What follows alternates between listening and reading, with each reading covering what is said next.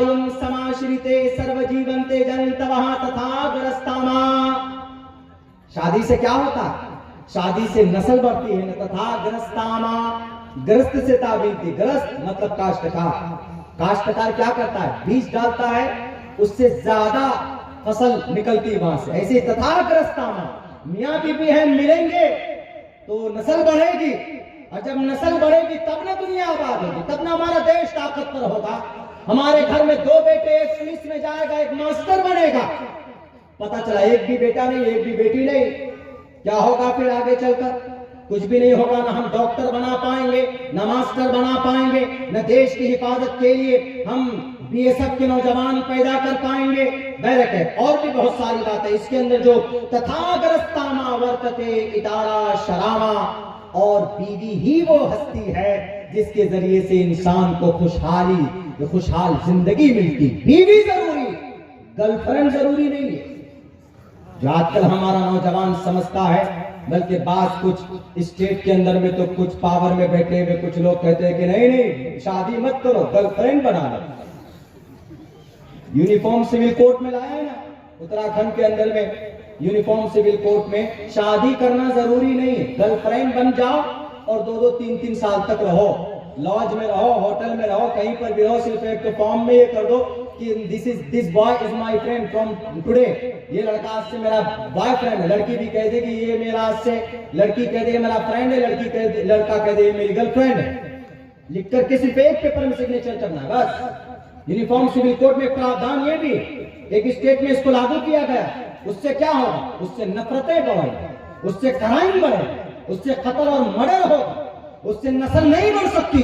जब शादी नहीं हुई, लड़का कुछ करना चाहेगा, इंजीनियर बनना चाहेगा, लड़की पता चली कि उम्मीद से है, अब वो लड़की उम्मीद से है तो वो कहां जाए? वो लड़का कहेगा कि नहीं नहीं जाओ तुम इसका अबॉर्शन करा लो, मैं बाप नहीं बनना चाहता अभी, क्यों, मैं पढ़ना चाहता हूं।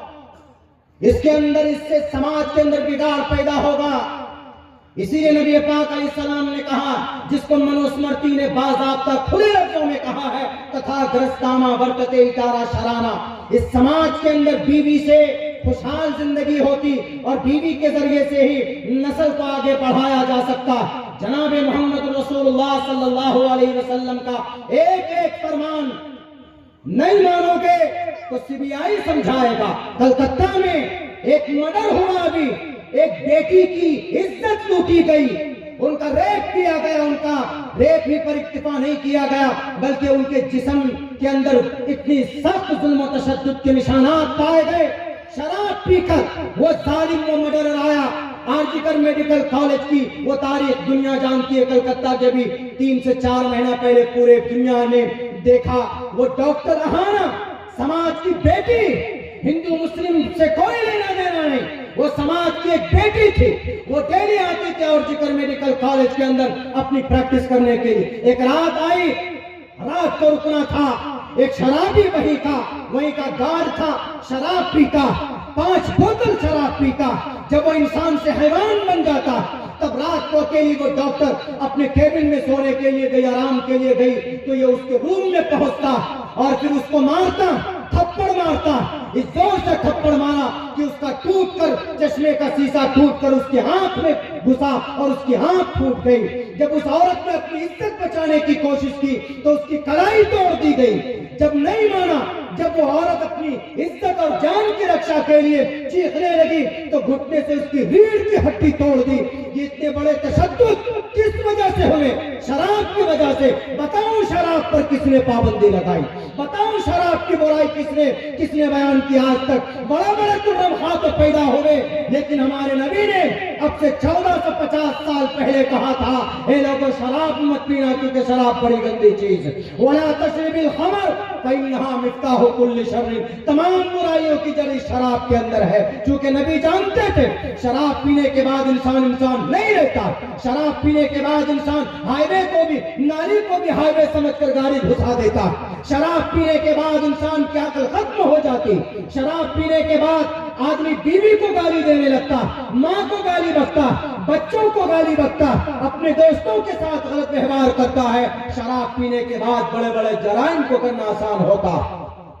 उस डॉक्टर ने ऐसे ही नहीं पहली मर्तबा बलात्कार किया, उसकी मौत हो गई उस लड़की की, जब मर गई बेजान हो गई तो इसको और ज्यादा इसकी ख्वाहिश बढ़ी कि अभी तो हम और अपनी ख्वाहिश को पूरी कर सकते। उसके बाद मरने के बाद 4 मर्तबा भी उसकी इज्जत लूटी गई। ये इंसान नहीं कर सकता, हैवान कर सकता है। तो पता रिपोर्ट में वहां की सीबीआई ने क्या लिखा, 2 बात लिखी। उन दोनों बातों का ताल्लुक हमारी शरीयत से, अल्लाह के नबी की जीवनी से।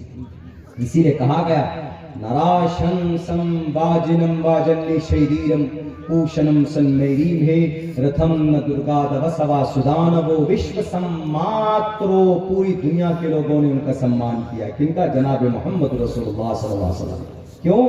वो अपने अब से पहले जो बातें बता कर गए तो लोग आज उस पर विश्वास कर रहे हैं कि अगर ऐसा होता तो ये घटना नहीं होता। तो पता सीबीआई ने क्या लिखा है? सीबीआई ने अपनी रिपोर्ट में एक बात लिखी, वो बताकर मैं अपनी जगह ले लेता हूं चूंकि वक्त तो काफी हो चुका है। तो सीबीआई ने लिखा है कि अगर दो बातों का ख्याल रखा जाता तो इतना बड़ा घटना वजूद में नहीं आता। पहली बात तो ये कि उसने बहुत ज्यादा शराब पी रखी थी। उस दिन 5 बोतल शराब पी थी। अल्लाह के नबी फरमाते हैं कि शराब पीने के बाद इंसान की अक्ल ज़ायल हो जाती है, जो सोचने की सलाहियत। इसीलिए शराब हराम है। इन्नमल खम्रु वल मैसुर वल अंसाब वल अज़लाम रिज्सुम मिन अमली शैतान। और इसी नशीली पदार्थ को गुरु कुरान के अंदर भी बहुत गलत करार दिया। बहुत नापाक पदार्थ में इसका नाम आता, लेकिन इसका मेंशन आजकल नहीं होता, बंद, किताबों में बंद है। मेरे हिंदू भाइयों, हम में और आप में यही फर्क है। आप अपने शास्त्र को पढ़ते नहीं, और मुसलमान अल्हम्दुलिल्लाह शास्त्र को पढ़ता पढ़ाता और बच्चियों के सिरों में महफूज करता। पढ़िए तो अच्छी बातें आपको पता चल जाएंगी आपके शास्त्र में। तो डॉक्टर ने कहा कि शराब ओवर पी रखी थी, और शराब अगर न पीता तो ये मर्डरर न बनता, रेपिस्ट न बनता। ये बात किसने कही? अल्लाह के नबी अलैहिस्सलाम ने कही कि शराब मत पी। और दूसरी बात क्या लिखी गई चार्जशीट में? दूसरी बात ये लिखा है डॉक्टर कि अगर ये डॉक्टर अहाना रात में अकेली न होती, कोई साथ में होता तो उसकी जान बच सकती थी। और हमारे नबी ने क्या कहा औरत के ताल्लुक से? इन्नल मरअता औरतुन इदा खरजत इस्तशरक़ा शैतान। औरत को अकेली बाहर नहीं निकलना चाहिए। पहली बात तो जरूरत ही नहीं है बाहर जाने की। वक़रना फी बुयूतिकुन्ना, घरों में रहे। लेकिन जरूरत पड़ जाए, शौहर नहीं है तो क्या करे? अकेली ना जाए, मुशर्रह लिबास में जाए, साथ में किसी को साथ कर ले। क्योंकि अगर अकेली औरत घर से बाहर निकलती है तो उसका पीछा कौन करता? शैतान करता है। ये है जनाब मोहम्मद रसूलुल्लाह सल्लल्लाहु अलैहि वसल्लम। तो बहरे कैफ मेरे भाइयों, बड़ी खुशी हुई हमने देखा हजरत हाफिज साहब शकील साहब की मेहनत को। बेटियों को पढ़ाइए, बेटियों को पढ़ाएंगे तो इंशाअल्लाह फैमिली के अंदर जो भी बेटी जाएगी पूरे खानदान की सही तरबियत करेगी। वो कहाँ है ना, क्या नाम है उसका? अल्लाह के नबी की तो हदीस है कि अगर कोई बेटी की सही तरबियत करे और उसने ढंग से उसकी तरबियत करे तो कल क़यामत में मेरे साथ में ऐसे ही होगा, खड़ा होगा। लेकिन पता इसको किसने कहा? इसको पंडित दयानंद सरस्वती जी ने भी कहा। मात्रमान, वक्त होता तो लंबी तौर तशरीह कर सकते थे, कोई मसला नहीं, इशारों में बात समझ लीजिए। लंबी बात जरूरी नहीं, जो भी सुन ले उस पर अमल जरूरी है। मात्रमान पित्रमान, अक्सर हमारे उलमा को मालूम है वो किताब सत्यार प्रकाश का मंत्र है, सत्यार प्रकाश। मुझे शौक है किताबें पढ़ने का, आप भी पढ़ सकते हैं, आपको भी मुझसे ज्यादा शौक होगा। मात्रमान पित्रमान चार्यवान पुरुषो वेदा प्रशस्ता धार्मिकी विदितीय समासनता। सबसे पहले घर में तरबियत की जिम्मेदारी मात्रमान मां की है। मात्रमान पित्रमान, दूसरे नंबर पर घर पर जिम्मेदारी तरबियत की पित्रमान पिता की। मैं जो कुरान 21 पारे तक जो मैंने नाजरा किया है किसी उस्ताद के पास, मेरी अम्मी के पास किया, मेरी अम्मी के पास 21 पारे तक नाजरा, अम्मी के पास डेली। उनका बस एक ही टाइम था, मगरिब से इशा। बाकी टाइम तो काम करती थी, लेकिन मगरिब से इशा कुछ भी हो, आंधी आए तूफान आए, सालिम किताब लेके बैठ।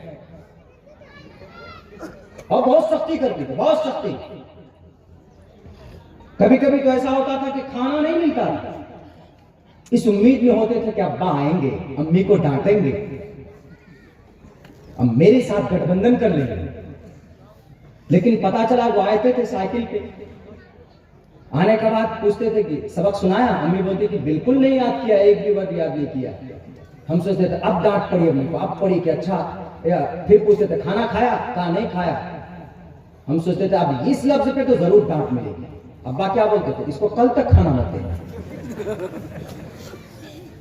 फिर दिन में आता था अरे बाबा इससे बड़ा दज्जाल तो कोई है नहीं। उस वक्त में अजीब ख्यालात आते, गालियां आती है बच्चों को। टीचर के बारे में भी जब पढ़ते थे हम लोग मदरसों में, अगर कोई टीचर उस्ताद सख्ती कर रहा है तो पता नहीं क्या क्या शैतान सिंह, भालू सिंह, ये सब नाम देते थे। वो एक खैर नादानी होती है, लेकिन कोई भी उस्ताद, कोई भी टीचर, माँ बाप अपने बच्चे के लिए दुश्मन नहीं होता। उनकी तो एक ही वो कोशिश रहती है कि बच्चा बस पढ़ जाए, सही तरबियत में आ जाए, कुछ बन जाए, कुछ काम कर ले। तो यही कहा मातृमान पितृमान, माँ पिता। जब माँ और पिता से निकल जाए, आपने बनात में लाके आयशा सिद्दीक़ा ने बनात में डाल दिया तो अब शकील साहब की जिम्मेदारी होती है। चार्यवान टीचर की जिम्मेदारी हो जाती है। जब इन तीन आदमी की मेहनत होती है, मातृमान पितृमान चार्यवान, तीन की मेहनत हो गई, परश मातृमान पितृमान चार्यवान पुरुषो वेदा, तब एक महान इंसान पैदा होता है जब तीन आदमी की मेहनत होती है। किसने कहा? पंडित दयानंद सरस्वती जी ने, जिन्होंने सत्यार प्रकाश इस्लाम के खिलाफ लिखी उन्होंने। लेकिन उससे पहले जो मुकद्दमा है उसमें नबी की इतनी सुन्नतें बयान की है उन्होंने, उसको नहीं मालूम है कि सुन्नत है।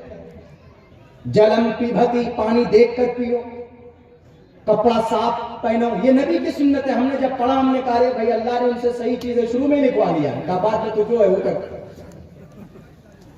तो बहरकैफ हम अपने बच्चों के ऊपर भी तालीम की तरफ ध्यान और तवज्जो दें तो इंशाअल्लाह तबारक व तआला समाज के अंदर एक अच्छा माहौल कायम होगा। मैं अखीर के अंदर